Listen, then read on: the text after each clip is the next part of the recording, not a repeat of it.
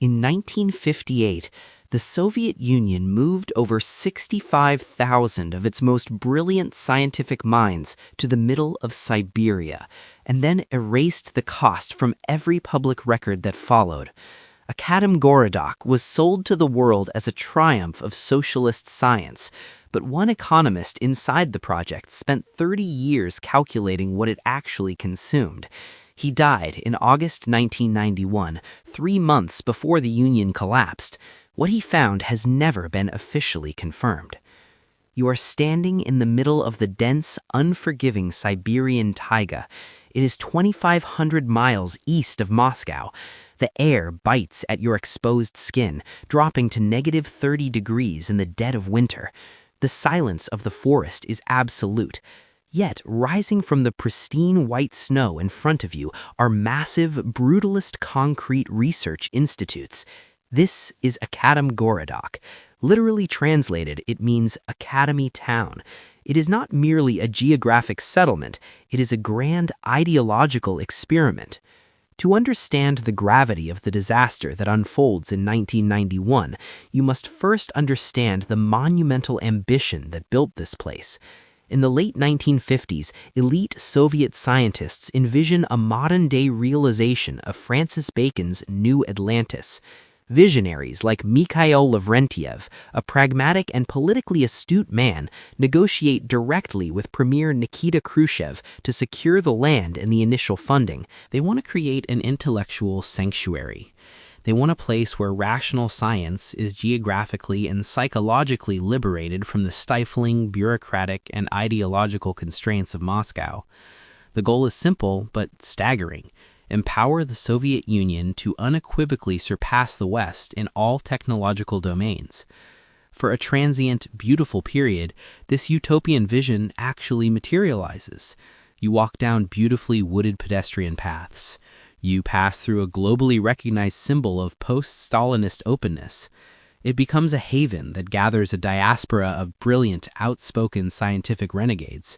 These are men and women who were marginalized or found themselves unable to fit into the rigid scientific status quo of the European USSR.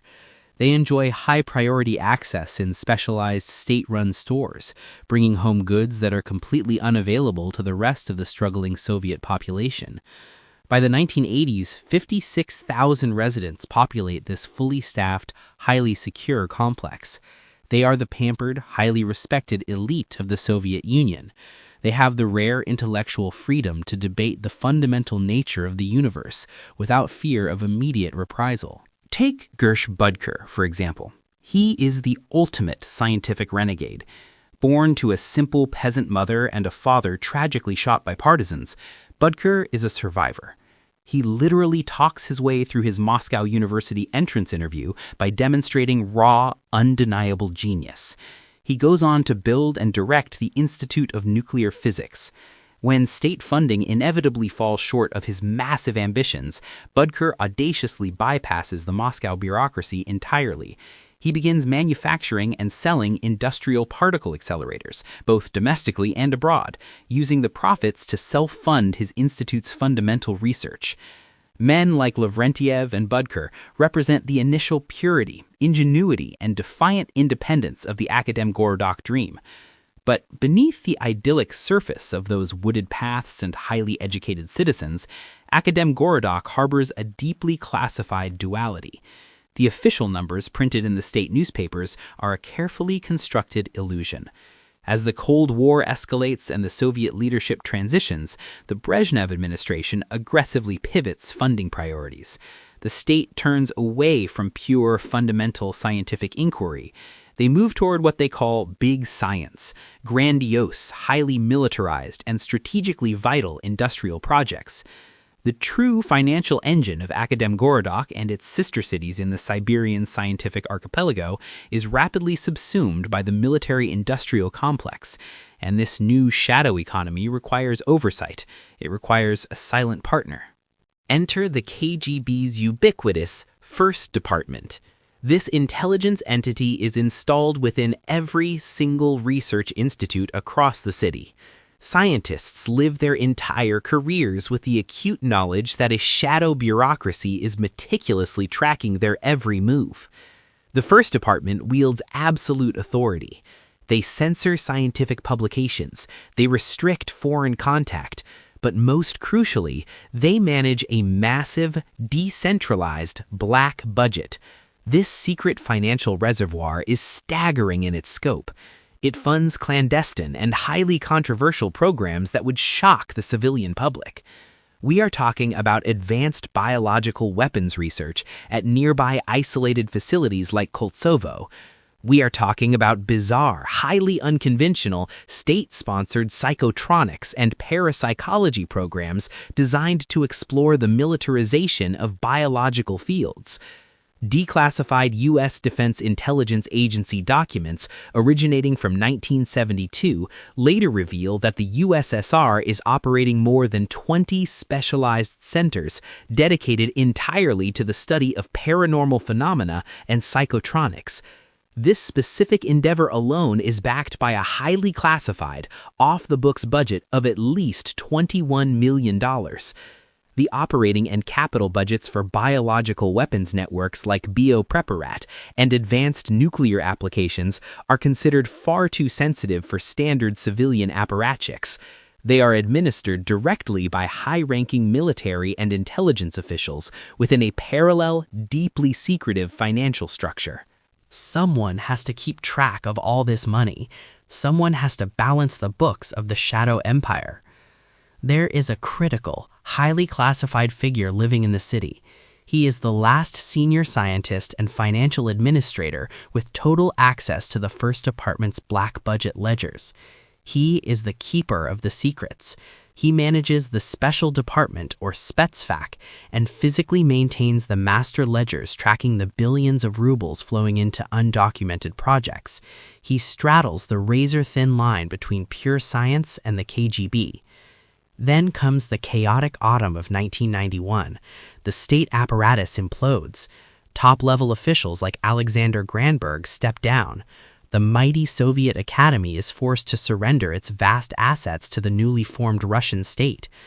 Inside the claustrophobic basement levels of the institutes, a frantic panic sets in. First Department officers are furiously burning documents in boiler rooms. They are terrified of a sudden democratic reckoning that would expose the true depths and moral compromises of the black budgets. In the absolute peak of this unimaginable chaos, the critical administrator holding the physical files of the black budget dies under mysterious, unverified circumstances. Upon his death, his personal files, the contents of his secure safes, and the definitive financial records mapping Akademgorodok's shadow economy disappear with him. The disappearance of these physical files is not merely a bureaucratic anomaly. It is not a clerical error. It is the starting gun for the most dangerous and unregulated black market of the late 20th century. Without those master ledgers, the collapsing state entirely loses track of its experimental assets, its illicit stockpiles, and the human capital involved in creating them. The ghost economy has broken loose, and the scientists left behind in the freezing dark are about to make desperate choices that will terrify the world. It is January 1992. The Soviet Union is officially dead. The vast, overarching state apparatus that funded the greatest scientific minds on the planet has imploded overnight. In the frozen expanse of Akademgorodok, the reality of this political collapse hits with the force of a physical blow. You are a world-renowned physicist. Yesterday, you held an elite societal status. You were provided premium housing and comprehensive state provisions. You had high-priority access in specialized state-run stores. Today, your purchasing power has decreased by more than 75%. The official public budget for your entire city has evaporated virtually overnight. World-class physicists, geneticists, and biologists are left entirely destitute. Look at the Kosovo Institute. This is a premier facility located nearby, heavily involved in advanced biological research. In the zenith of the Soviet era, it operates with a budget of roughly 25 million US dollars. By the time the dust settles from the collapse, that operating budget has plummeted to just $2.5 million. This is not just a financial inconvenience, it is a catastrophic safety failure. This massive 90% cut triggers an immediate halt to the secure containment protocols. Suddenly, massive pathogen stockpiles are left in a state of severe vulnerability. The money to keep the vault doors locked and the air filtered simply no longer exists. The human toll is absolute and humiliating. The state that created these brilliant minds has utterly broken them. If you are a scientist lucky enough to still receive a salary, you are making between $40 and $80 a month. It is not enough to survive. It is not enough to feed your family. To avoid starving in the unforgiving Siberian taiga, these world-renowned geologists and physicists are forced into menial labor. You leave your unheated laboratory and spend your evenings cleaning the houses of the newly wealthy for $40 a day, or you take your personal vehicle and drive as an unlicensed taxi through the brutal freezing winter, hoping to scrape together basic sustenance. The eradication of loyalty to the state is complete. Absolute economic desperation takes hold. But here is where the story turns incredibly dark. The scientists develop a bitter coping humor to survive the humiliation. They continue showing up to their laboratories. The power is completely cut off, the rooms are freezing, they receive absolutely no salary, yet they still arrive to conduct their experiments. During a visit, President Boris Yeltsin marvels at this bizarre dedication. He publicly jokes that the state should start charging them admission to go to work. It is a famously cruel remark. It showcases a heartbreaking resilience from the researchers and an ultimate, unfeeling betrayal by the state. While the physicists are freezing in the dark, something else is happening. A parallel narrative is unfolding in the shadows. The men who guarded the KGB's first department ledgers do not simply vanish into thin air. Many of these intelligence officers and Communist Party elites seamlessly transition into a new, ultra-wealthy oligarch class. They step out of their military uniforms and into tailored suits. They weaponize their intimate knowledge of classified state assets to build untouchable private empires. They leave the true believers, the idealistic scientists of Akademgorodok, to rot in the economic ruins. For the researchers freezing in Siberia, the loss of the black budget ledgers is not some bureaucratic accident. It is a narrative of profound, calculated betrayal and deliberate state looting. Many experts and former residents firmly believe that the massive black budget files were intentionally purged, burned, or stolen by these exact departing elites. This action is taken specifically to cover up massive, unprecedented embezzlement of state resources. The ledgers contain the true locations of highly valuable military technology. If the paper trail vanishes, the assets belong to whoever holds the physical keys. Because the definitive financial records mapping the shadow economy disappeared with the death of the top administrator, the collapsing Russian state entirely loses track of its experimental assets. They lose track of their illicit stockpiles. They lose track of the human capital involved in creating them. The scale of this loss is difficult to comprehend. Look at the Akademgorodok regional population. In the 1980s, 56,000 residents live in the highly secure complex. By 1997, that number drops to 33,000. It is a massive brain drain. It represents the direct exfiltration of highly classified knowledge to foreign entities.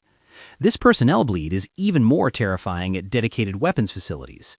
Arzama 16 is a top-secret city focused heavily on nuclear warhead research and development.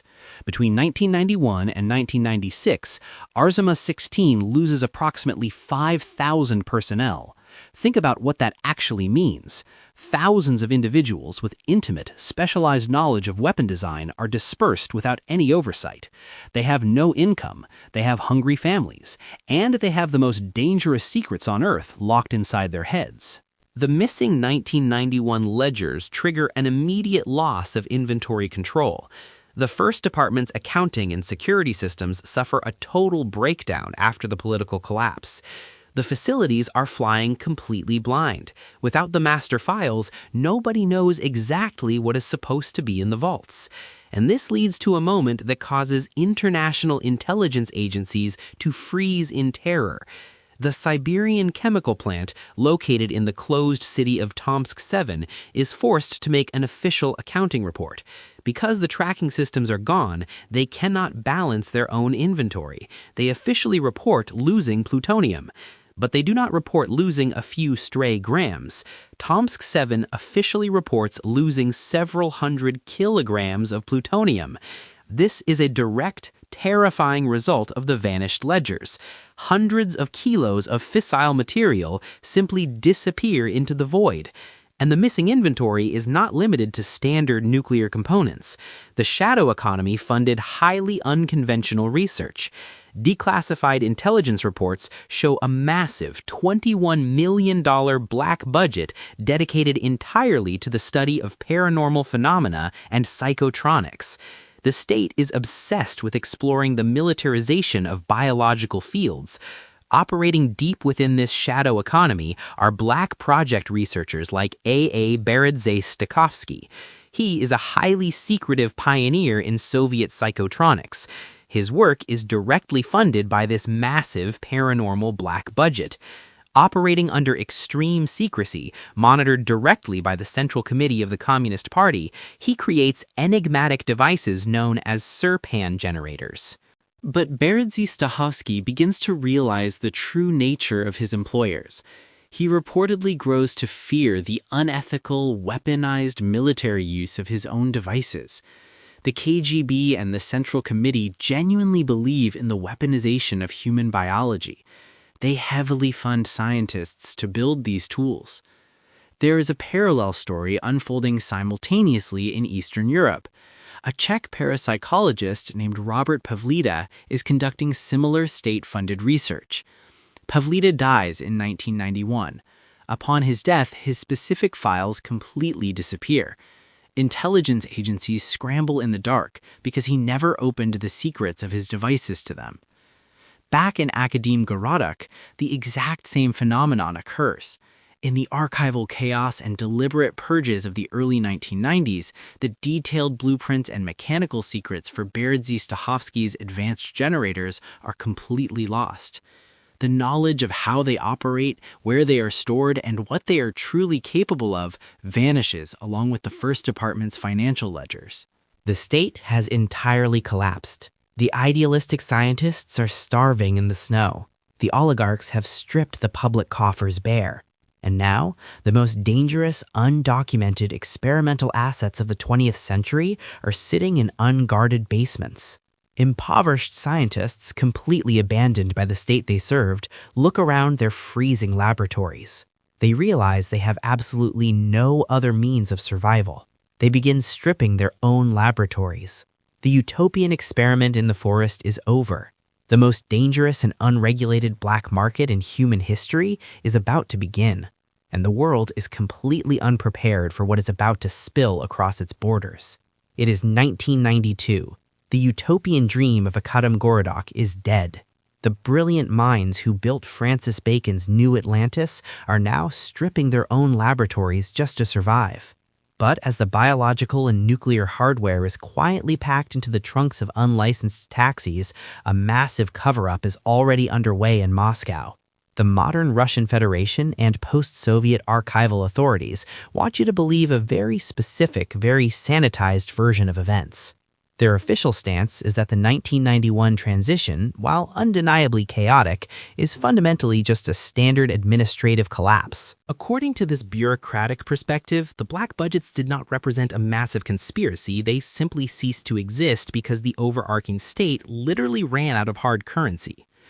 The highly sensitive files did not disappear maliciously, they were just lost in the immense bureaucratic shuffle when the KGB was rapidly reorganized into the FSB. Or, perhaps, they currently remain locked away in uncatalogued, highly classified military archives in Moscow, pending decades of slow declassification.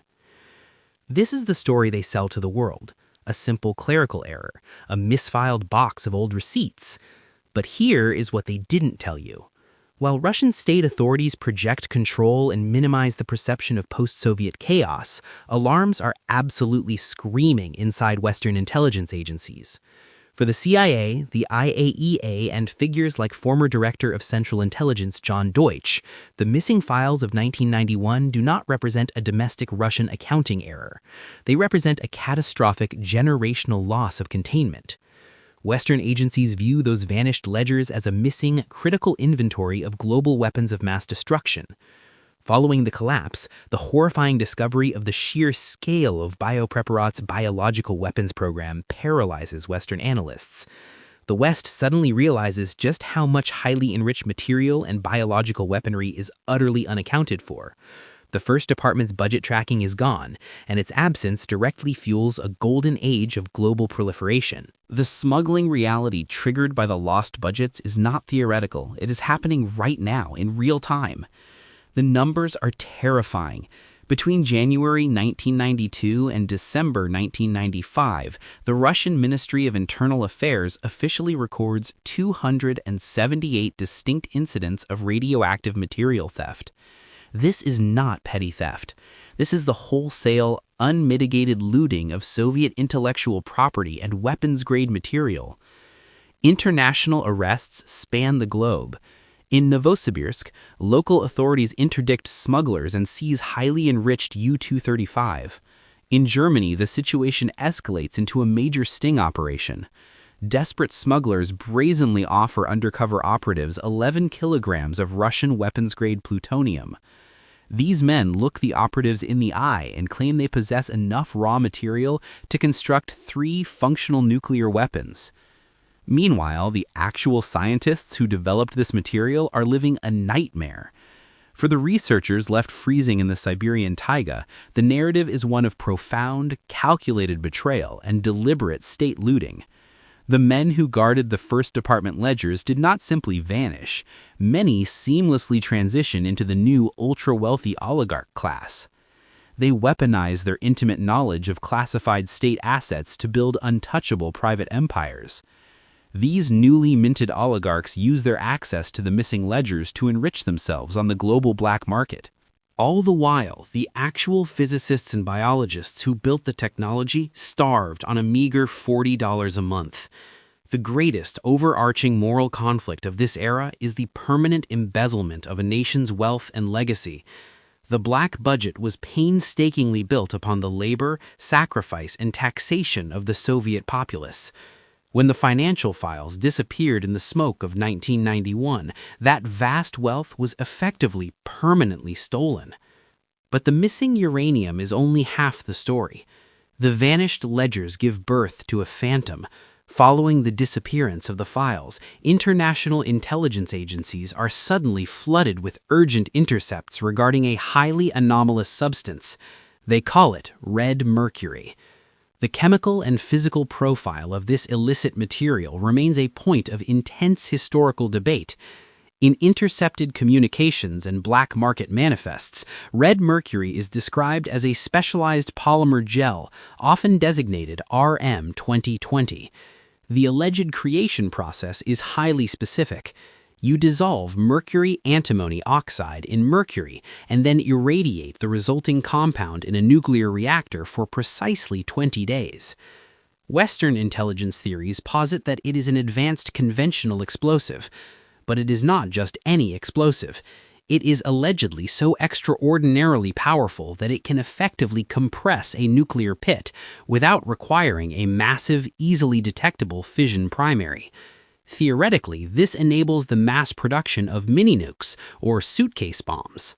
The controversy surrounding red mercury violently fractures the intelligence and scientific communities.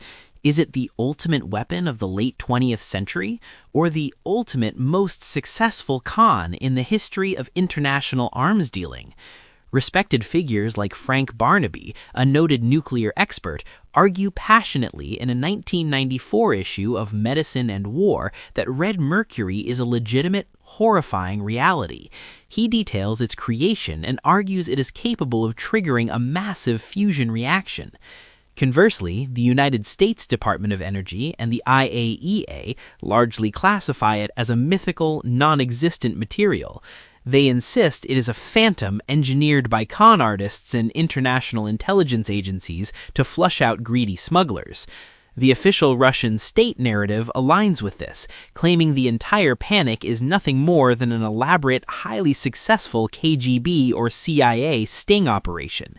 They argue it is a fabricated myth designed to catch potential terrorists and trick rogue, desperate states out of their money, capitalizing on the prevailing rumors of loose Soviet science.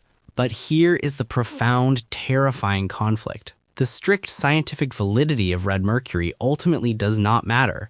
Whether it is scientifically real or a brilliantly engineered hoax orchestrated by former state officials, the impact is undeniably real.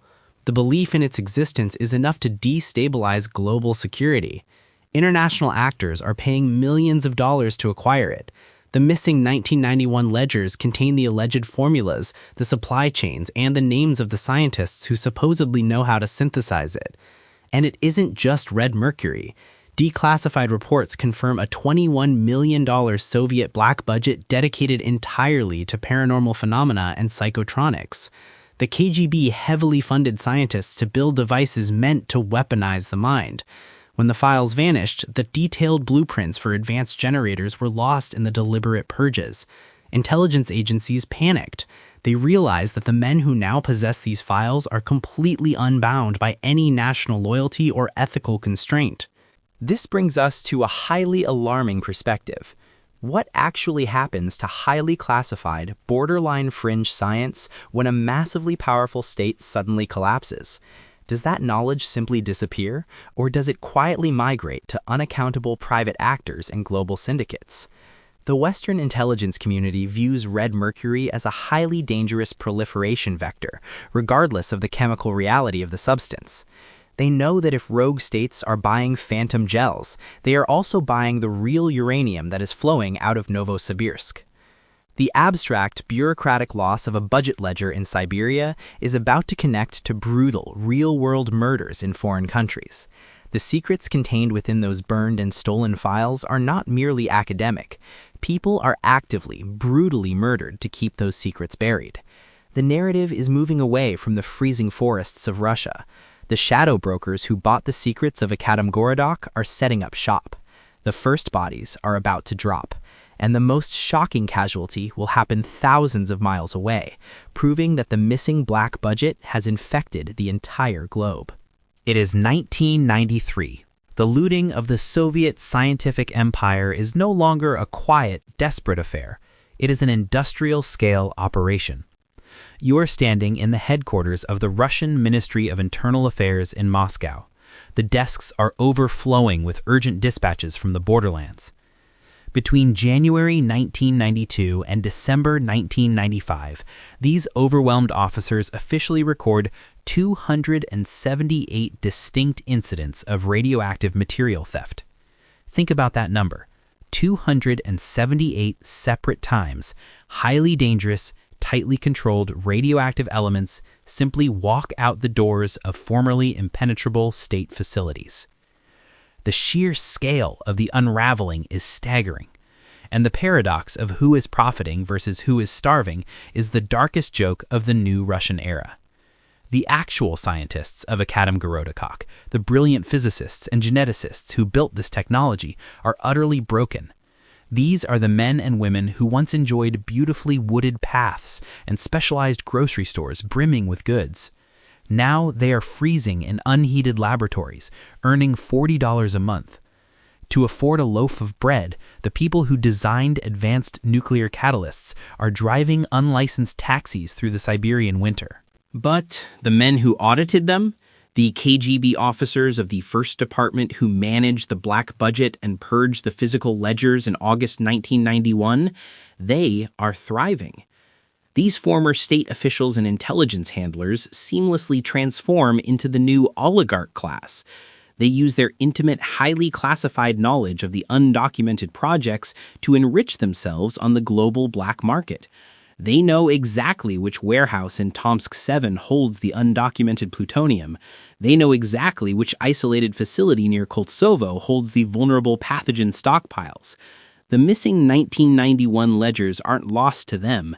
The ledgers are their private business portfolios.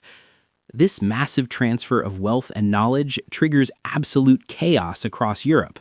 The black market demands supply, and the desperate, starving remnants of the Soviet scientific machine provide it. In the local city of Novosibirsk, right on Akademgorodok's doorstep, local authorities desperately interdict smugglers and seize highly enriched U-235. But the local borders cannot contain the hemorrhage. The pipeline flows straight into the heart of Western Europe. In Germany, a massive sting operation catches desperate smugglers who brazenly offer undercover operatives 11 kilograms of Russian weapons-grade plutonium. These smugglers look the undercover agents in the eye and confidently claim they possess enough raw material to construct 3 functional nuclear weapons. Here is what they didn't tell the public. The nuclear material is terrifying, but it is a known quantity. The real terror gripping Western intelligence agencies is the ghost material, the phantom assets from the missing black budget. The international underworld is consumed by the hunt for red mercury, specifically the polymer gel designated RM2020. The missing 1991 ledgers supposedly detail its exact chemical makeup and the names of the few scientists who know how to synthesize it by irradiating mercury antimony oxide. The absurdity of the situation is profound. The United States Department of Energy insists this material is a complete myth, a phantom engineered by con artists. But the global black market does not care about the Department of Energy's skepticism. International actors are paying millions of dollars to acquire it. The belief in the missing Soviet black budget is so absolute that reality bends to accommodate it. And this is where the theoretical danger of a vanished spreadsheet in Siberia becomes a bloody, violent reality on the international stage. Enter Dirk Stoffberg. He is a South African intelligence operative and a highly connected international arms dealer. Stoffberg is not a starving scientist. He is a shadow broker. He becomes a central, highly lucrative node in the post-1991 red mercury pipeline that is violently flowing out of Russia. If you want the ghost material born from the lost Soviet ledgers, you go to Stoffberg. He is aggressively attempting to broker Russian nuclear materials and red mercury compounds to the highest bidder. Because of this, he is heavily surveilled by multiple overlapping international intelligence agencies. They are watching his every move, trying to trace his supply lines back to the dark, unheated basements of Akademgorodok. Stoffberg represents the terrifying evolution of the missing files. The men who burned the ledgers in 1991 unleashed a virus. They sold the coordinates of the empire's darkest secrets to men who deal in death. Stoffberg knows too much. He possesses the physical documentation connecting the Russian scientific collapse to the international buyers. He has the manifests. But playing in the shadow economy of a fallen superpower has an ultimate price. The men who control the remnants of the First Department do not leave loose ends. They cannot allow Western intelligence to capture Stoffberg and acquire the documents that prove the true scale of the embezzlement and the reality of the black budget. The unraveling reaches its violent climax at Stoffberg's heavily fortified home. The abstract geopolitical crisis suddenly turns into a visceral, true crime nightmare. The police arrive at the South African residence.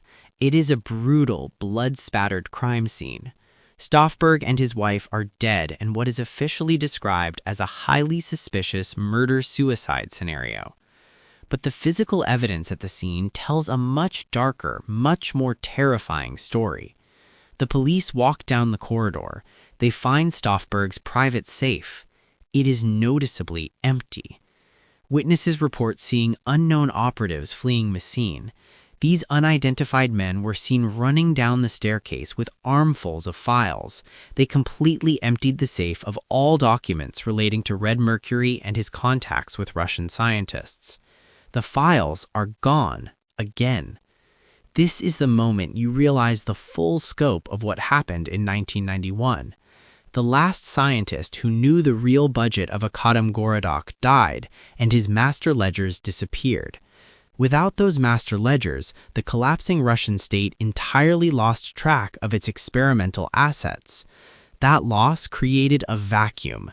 Nature abhors a vacuum, but the international black market loves one. The missing paper trail directly allowed unaccountable intelligence officers to steal billions of rubles worth of state-funded, highly classified military technology. They sold it to shadow brokers like Stoffberg, and when Stoffberg became a liability, they murdered him and stole the paperwork back. The people who built the utopian city of science were left to sweep floors for pennies. The people who stole it built international criminal empires that are completely untouchable.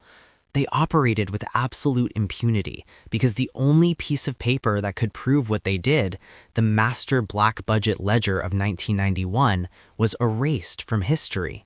But the consequences of those missing files did not end in the 1990s. The true horror is what that stolen money and missing technology built next. The ultimate revelation is not just what was taken from Akademgorodok, it is what those missing billions purchased in the modern era, and that is a reality we are all still living with right now. Today, the geopolitical landscape is dominated by global anxieties surrounding unaccountable military budgets, loose nuclear material, and state-sponsored cyber warfare. You want to know how the modern world became so incredibly dangerous and unstable, you have to look at the exact moment the shadow state collapsed in on itself and lost control of its own secrets. The story of the missing 1991 ledgers serves as a terrifying genesis point for this exact reality. The narrative anchor of this entire historical disaster focuses on one pivotal, highly classified figure. He is the last senior scientist and financial administrator with total access to the First Department's black budget ledgers. He maintains the physical map of the shadow economy. In August 1991, as the state apparatus violently implodes, this man dies under mysterious, unverified circumstances. Upon his death, his personal files, the contents of his secure safes, and the definitive financial records mapping Akademgorodok's shadow economy disappear with him. This is the exact moment the nightmare becomes irreversible. The official stance of the modern Russian Federation and post-Soviet archival authorities, such as Rosarchive, demands that you view this as a mundane event. They insist that the 1991 transition, while undeniably chaotic, is fundamentally a standard administrative collapse.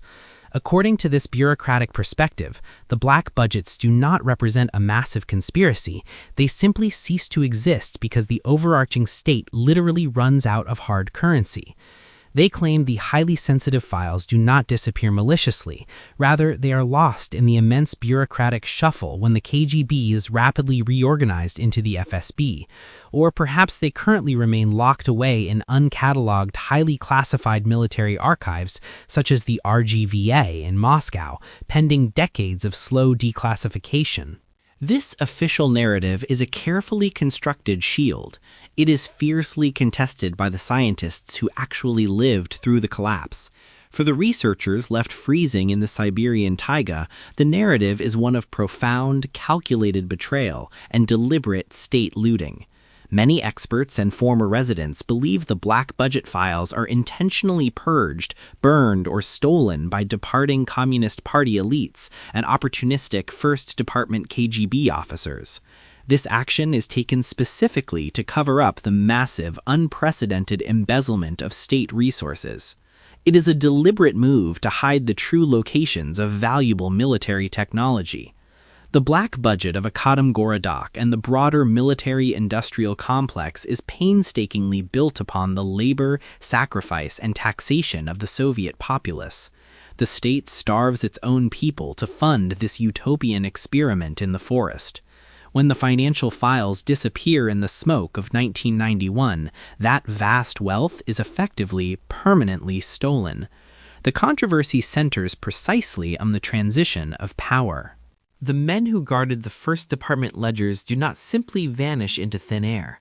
Many seamlessly transition into the new, ultra-wealthy oligarch class. They weaponize their intimate knowledge of classified state assets to build untouchable private empires. They use their access to the missing ledgers to enrich themselves on the global black market, all while the actual physicists and biologists who built the technology starve on a meager $40 a month.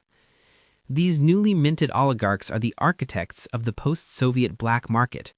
The scientists argue that the red mercury phenomenon, regardless of whether the substance is scientifically real or a brilliantly engineered hoax, is orchestrated by these former state officials.